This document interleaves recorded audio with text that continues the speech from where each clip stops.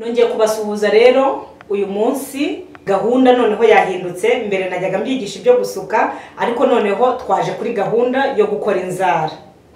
Nongeye kubasuhuza rero abantu tutare duherukanye, nongeye kubasuhuza mbabwira ngo ni karibu muri Light Salon, nongera kubabwira ngo ni karibu turabakunda, nongeye kubabwira ngo ni muze mwige gukora inzara. Dukora inzara neza cyane kandi tukanabyigisha. Iminsi 3 uba wabaye umuntu uzi gukora inzara neza kandi mu buryo bw'umwuga. Uyu munsi rero tugiye gutangirira hasi kuko nibyo somo rya mbere ngiye kubigisha ku bintu bigendanye no gukora inzara. Ariko uyu munsi noneho tugiye gutangirira ahantu hamwe tujya ahandi. Tugiye gutangirira hasi kugira ngo tuzajye tugenda tuzamukana kuri gahunda kugira ngo tumenye gukora inzara duhereye hasi. Uyu munsi rero ndabibigisha mu buryo bwa teori kugira ngo umenye neza aho ibintu biba byakomotse. Mbere na mbere iyo ugiye gukora inzara urabanza ukakira umukiriya wawe akakubwira ngo ndashaka gukoresha inzara. Icyo gihe rero uyu munsi twahisemo guhera hasi.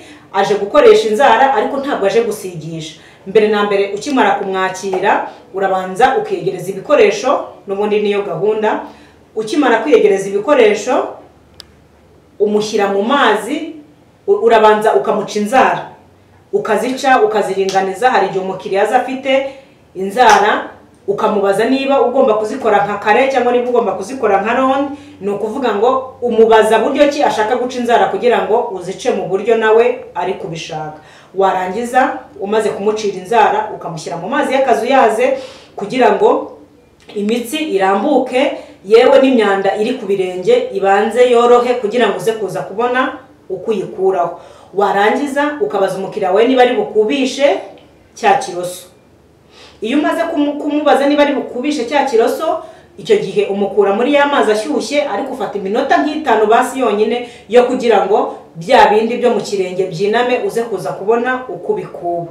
Warangiza ukamukuba mu kirenge nkuko muri bubibone abanyeshuri bandi barimo barabikora. Ukamukuba mu kirenge, warangiza n'ubundi ukaza gufata amavuta.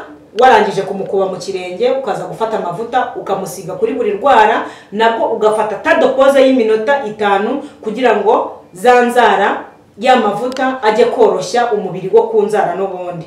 Hanyuma warangiza ugakoresha akarime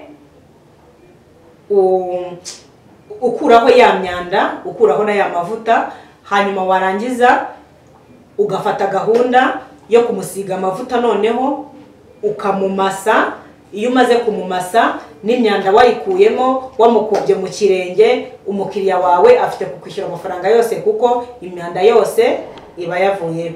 Ngaho rero naho gutaha twari turimo dukora inzara, ngaho nimukurikirane gahunda yo muri Light Salon abanyeshuri barimo biga naho gutaha. Free music on mdundo.com.